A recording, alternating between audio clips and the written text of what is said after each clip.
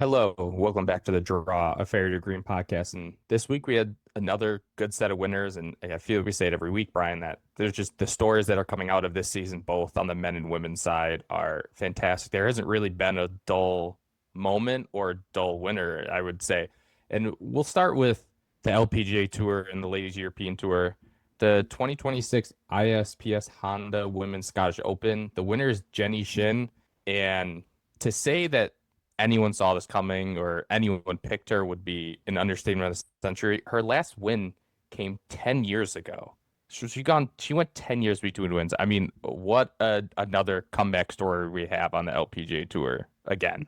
Yeah, with a field with Miyu Yamashita, a couple other top players, and Lottie Woad, and then Jenny Shin comes out and absolutely dominates the field too. It wasn't just she kind of won at the end. She was dominant. She shot rounds of 6 under and I had 5 under, I believe, to start her tournament, and she was way under par. And the crazy thing is the rest of the field was not scoring the way she was at all.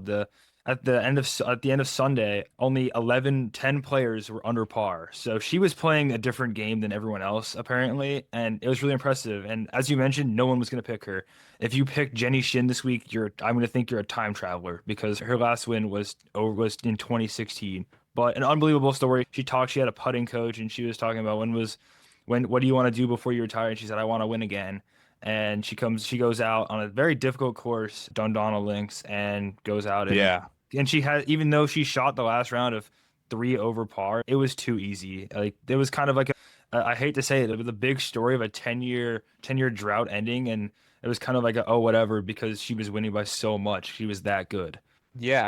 I think she had a 5 stroke lead going into Sunday. And it's like, man, if she can't convert this, I don't know. But yeah, she's 3 over and still wins by 2. So, I mean, a couple people put some pressure on her, but, down the stretch, buckled down, made some pars. She did make 5 bogeys on the day. But again, when you have such a big lead, you give yourself that cushion. And before we continue talking about her, I mean, the course played hard. I mean, we have to talk about Charlie Hall's, was it a 9 Oh on my goodness, yes, Thursday? on Thursday, yeah, that was one Okay, of the I first, Charlie, I've been there. I know how that feels. I'm gonna blame part of it on that pin placement.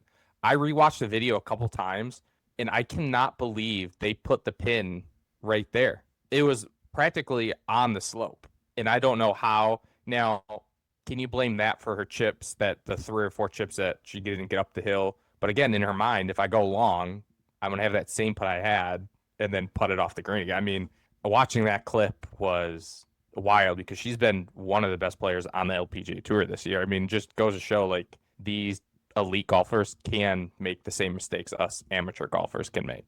Yeah, I mean, as you mentioned, the pin was absolutely diabolical. That especially for a Thursday too, for a Thursday pin, that was Yes. ridiculous.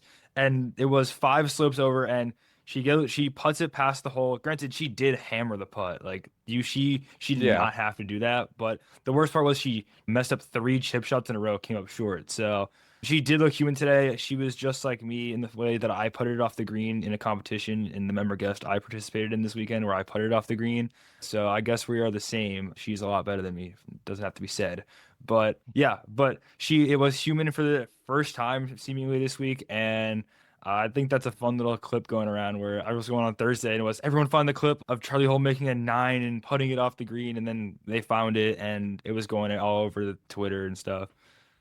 I mean, yeah, it's again, that's not even a links golf thing because that could happen anywhere. But I still, the couple links golf weeks that the PGA Tour had now, the women have been over there for a while, which I love. I mean, and they have the last major of the year on another links course this week. So yeah, it's really cool. And going to the major for Shin, like again, is she going to be on a power ranking board? Is she going to be in the top 10? Probably not. Like if I had to guess, she wouldn't be, but maybe she will be somewhere. But the confidence it gives her for the rest of this year and again, going forward in her career, and who knows if she wants to play a couple more years. I mean, she now has that, she has that freedom of, hey, I can still win. I can still compete at a high level. And I can't even imagine what the celebration would be like after getting my first win in 10 years. That's just like, that's got to be, it's almost like you're winning again for the first time, like, is what I feel like it would be like. Yeah, she said in her post round interview that it didn't really feel like she deserved it, her first win, because it must have come so early on in her career. And now she said she appreciated it so much more because she's gone through so much. It's been 10 years. And it's got to feel so good going into this next week where a lot of golfers didn't have their best stuff in the links golf for the first time this season. So she is in a great spot because not only did she win, she won big time. And that's got to put her, with a little bit of comfort going into the week at a major. Yeah, and it's gonna set up for a great tournament. There's again, it's a major, so the field is gonna be good. The course is gonna be great, another link style course. And from someone who's won a couple times on tour to we're gonna go to a first time winner, which no one expected it this quick. Maybe not everyone, maybe Jackson Koivun did, but everyone else was like, man, this kid's good. When's he gonna win? And he goes out in his third career start as a pro on the PGA Tour and wins by 3. And every other podcast, every other news station, a golf news channel, everything is going to be talking about this kid. And we have to because I don't know where he ranks as one of the best golf prospects in the last decade, but he's up there with Ludwig Oberg. He's up there with Colin Morikawa. That Matthew Wolff class, that Victor Hovland class all came out that year. I mean, Gordon Sargent is one of the other young prospects that we've talked about in the last couple of years with the PGA Tour, you and Vanderbilt. But man, what he did over the weekend it's special and it's almost scary if you're another member on the PGA Tour. Yeah, to go out and beat not only like a regular PGA Tour field, but you beat Scottie Scheffler by 3 shots. You hear the fans saying Scottie's coming on Sunday, and you're chasing your first PGA Tour win, and you just grit up and just like be calm. And he looked like he's done it before. He looked like a 10-year veteran on the PGA Tour, minus 18 where he hit a chunk tee shot. Still That was pretty fun, though. pretty funny. But that's okay. He's up. Yeah. Yeah, but I'm gonna be honest. I was kind of I wouldn't say a hater, but I didn't buy the hype for Jackson Koivun. I was like, okay, like another top ranked junior, well, we haven't had kind of a guy come out like this in a while. So, it's been like, okay, and then before the week, I was even going to mention last week's podcast, I was like, he had better odds than Gary Woodland to win the tournament by a lot too. And I was going to say Gary Woodland being valued that low and Jackson Koivun being valued that highly is surprising to me. And then he goes out and wins. So they were correct. The sports books are right. They know, but even during the weekend, I was saying to my friend, Jackson Koivun, he's not going to win. His first time in this spot in the PGA Tour. I don't think he's that good. And then he shuts me up and he looks unbelievable. And now we're going to have him in President's Cup talks. I know I'm going to be putting him in President's Cup talks. I know it's maybe a little early to talk about that because we do have some more time before we get our team selections. But for now, I think Jackson Koivun is on my team just because I want them to develop him into the next Ryder Cup, get him a little practice. But yeah, it was an impressive weekend for him. And no one thought it was coming this soon, as you mentioned. And I'm excited to see what's to come. I mean, he's in the field this week. He didn't do the withdrawal because he's now he's now in the top 70, so he gets into the playoffs for the FedEx Cup. He's right at 70. So that's another storyline to watch of him, making a run here at the end of the season and possibly making some noise in the FedEx Cup playoffs.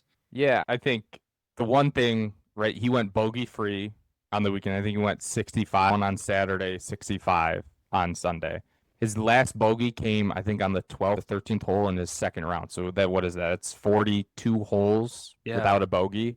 Well, in contention. Like, it's not like, oh, I'm in the back of the leaderboard. Like, he beat Scottie by 3. The guys in third place, Brian Harman, Hideki Matsuyama. Oh, by the way, 4 major winners as well. So it's not like he beat, and again, just because I'm going to talk about the President's Cup here in a second, but just some of the things he led in this tournament. He was first in strokes gained approach, first in proximity to the hole on approach, third in strokes gained tee to green, third in strokes gained putting, 8th in driving accuracy.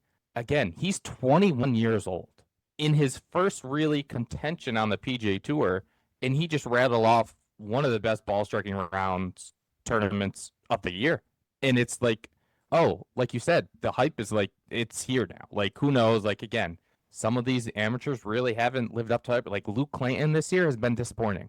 I would say Ludwig Oberg has been disappointing since his rookie year. Yeah, and Gordon Sargent has been disappointed. You had Nick Dunlap, who won as an amateur, and then won again. He's been kind of fell off the face of the earth the last year.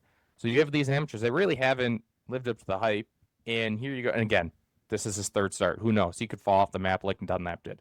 But I think there's something different about him, and I don't know what it is, but we're going to starts in his career on the PGA Tour, the ones as an amateur, and he wins. Ludwig Oberg, it took him 16. John Rahm, it took him 17. Tiger Woods, it took 19. Justin Thomas, it took 43. Scottie didn't win till his fifth start on the PGA Tour. And here he is in his third as a pro, and he wins. And I'm with you. He needs to be on the Ryder Cup or the President's Cup team. And the best comparison is Ludwig Oberg from what he did a couple years ago. And I wrote some of this stuff down because what Koivun did is maybe a little similar to what Oberg did, but not. I would say Koivun is even better. So when Ludwig Oberg made the 2023 Ryder Cup team as a rookie, he had not played in any majors yet. Koivun played in the U.S. Open as an amateur, so we'll give him that. He didn't win in 7 of his first 7 PGA Tour starts on the PGA Tour before the Ryder Cup team. He went to the Ryder Cup and then came back and he won like the next week. So still pretty early in his career, but not before playing on a team event. He played in 4 DP World Tour starts, and he did win one of those at the Omega European Masters.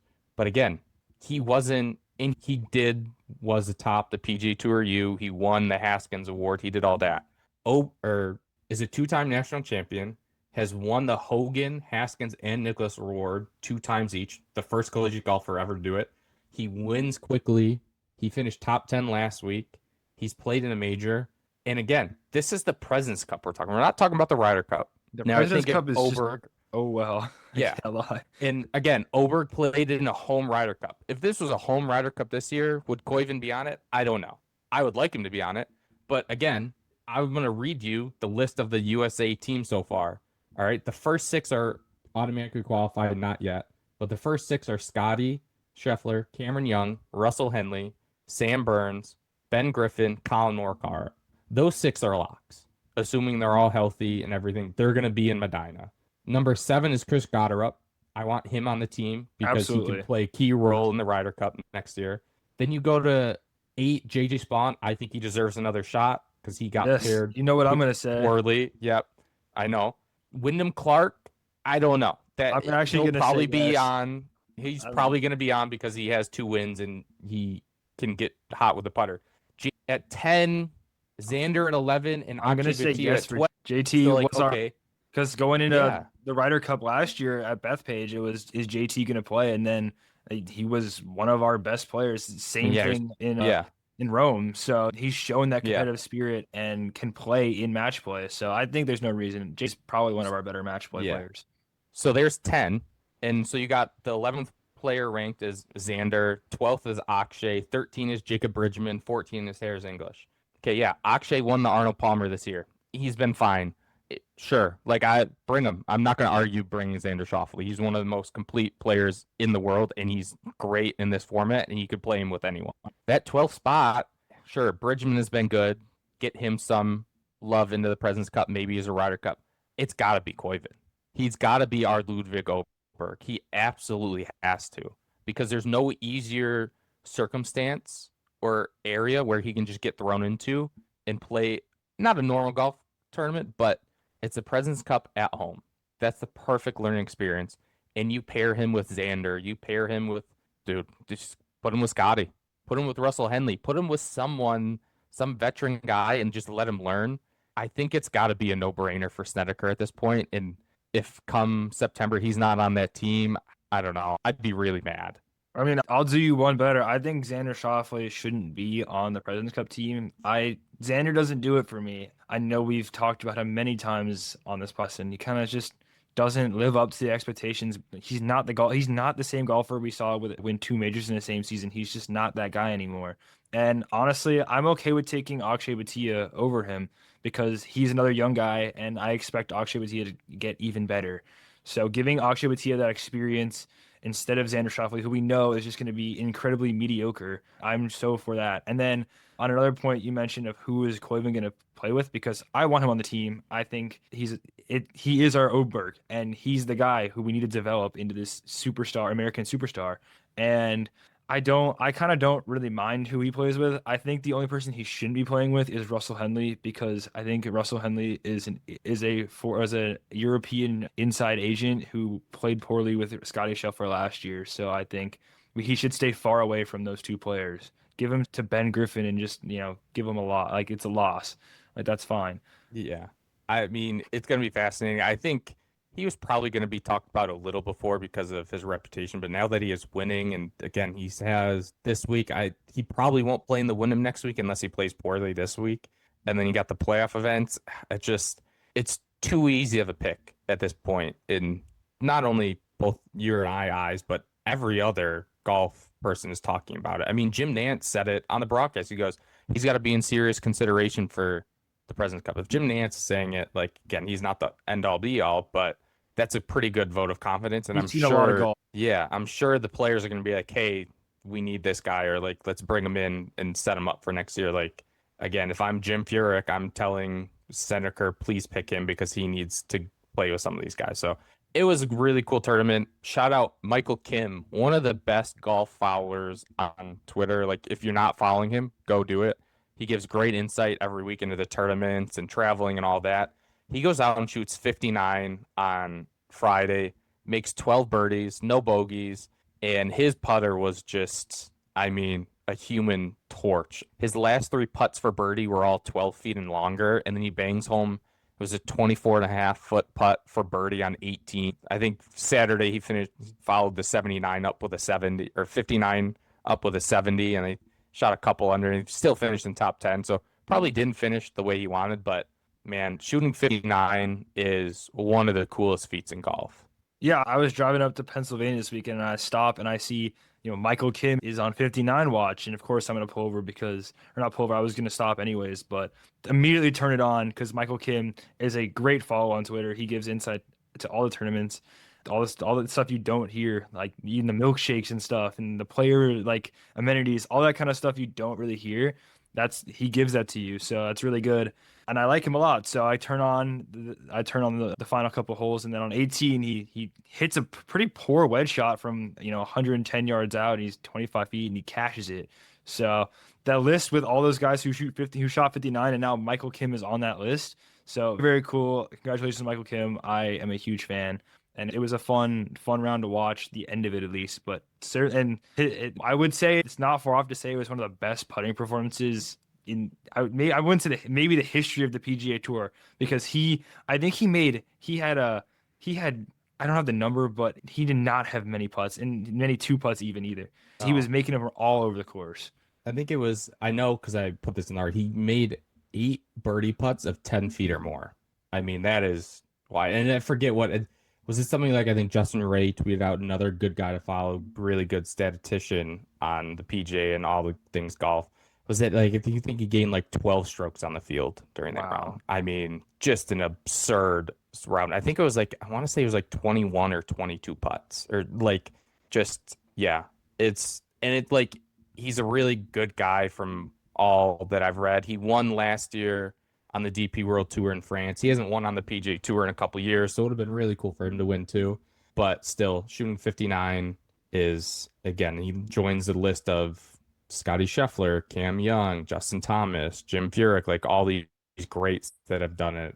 David Duval, I think, did it. Like, so really cool for him. Again, the golf course, like, I know Jackson Koivun set the birdie record or set the scoring record, but I thought it played pretty well. I know the wind picked up and there were some shots that are like, oh, real quick, Scottie, another runner-up, 5 runner-up finishes this year. I think it's his 11th top 10 of the year, so that leads the PGA Tour. He's knocking. It's going to come. I don't think he really played poor. I don't think he putted bad this week.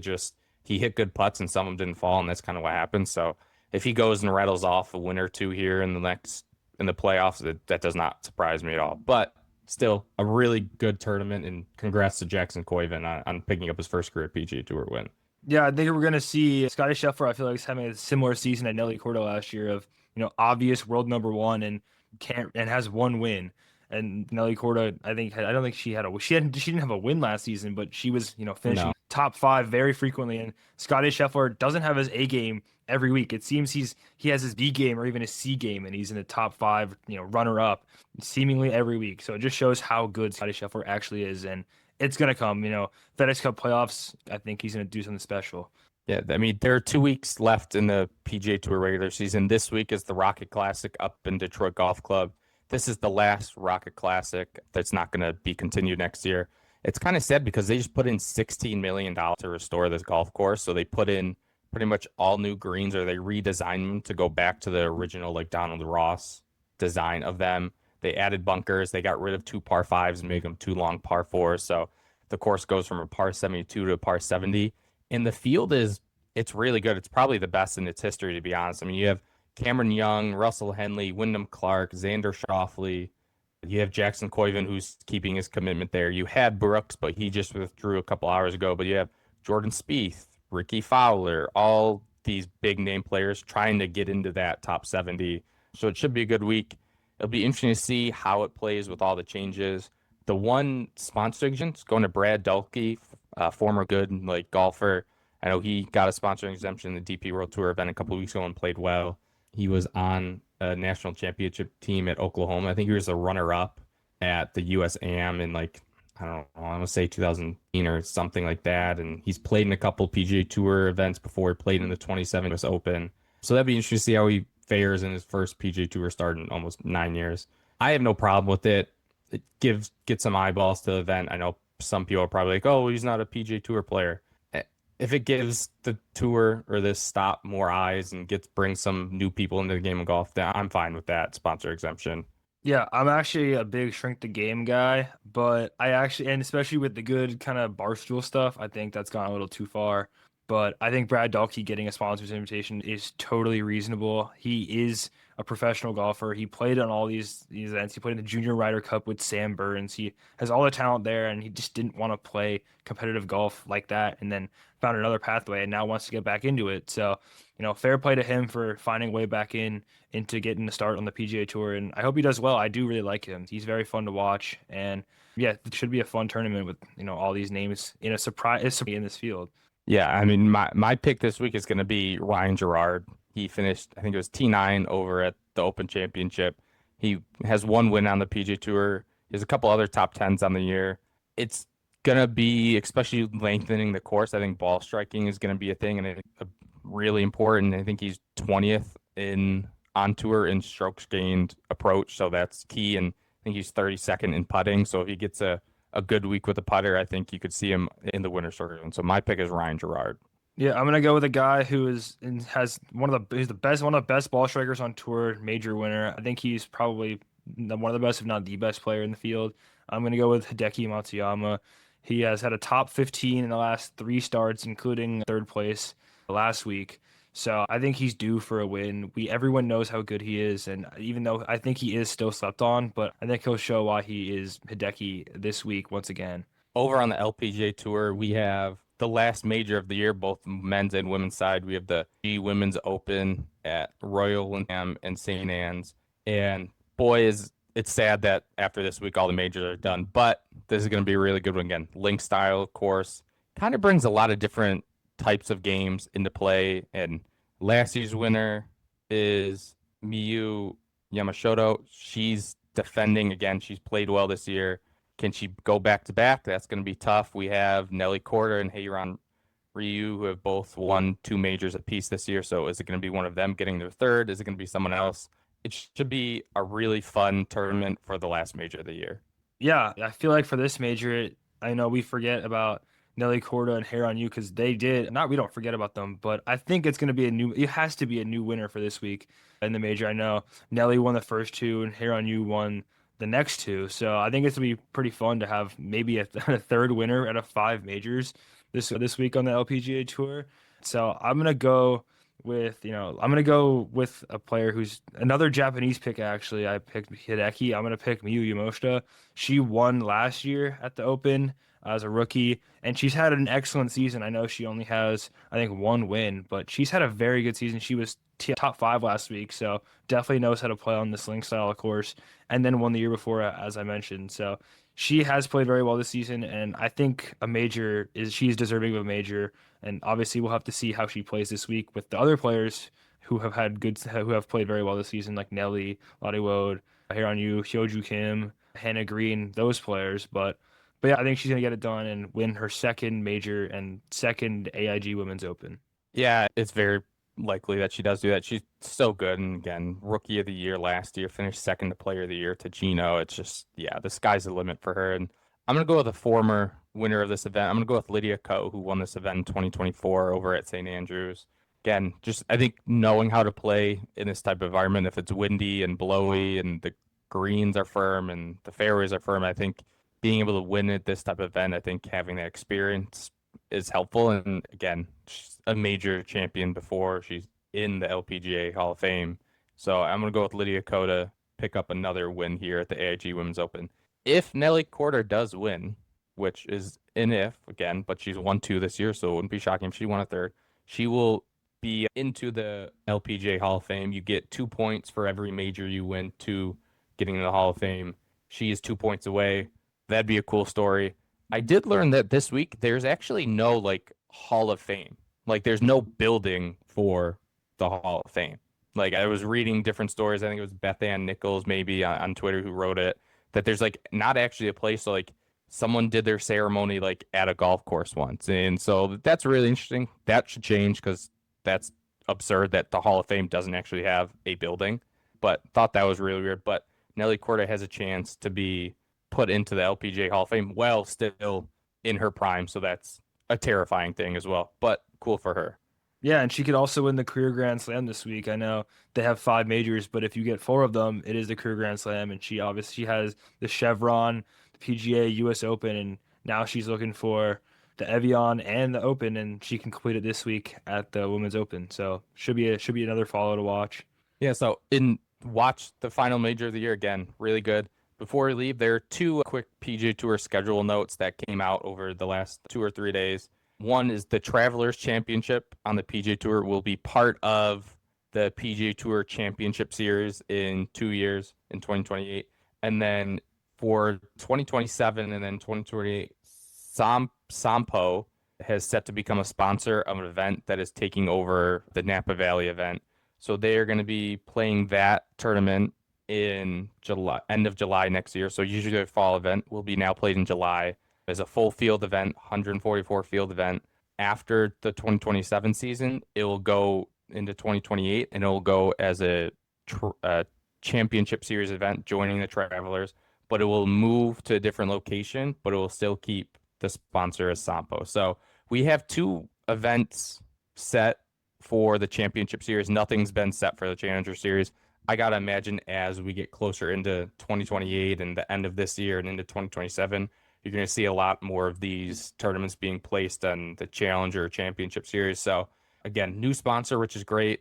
It's going to be a new location event in 2028. So kind of excited. It's not going to stay in Napa Valley where the golf course is usually really easy. The winner is usually 25 under or something like that. So maybe it's going to be in the Chicago area, who knows, but the outlines of the schedule are getting kind of put together. So that's cool. Again, enjoy the last major of the year. Go check us out at fairgreen.com. Check us out on our Instagram at Fairway to Green. And we'll be back next week to recap this last major and preview the next events for next week. So enjoy the golf this weekend.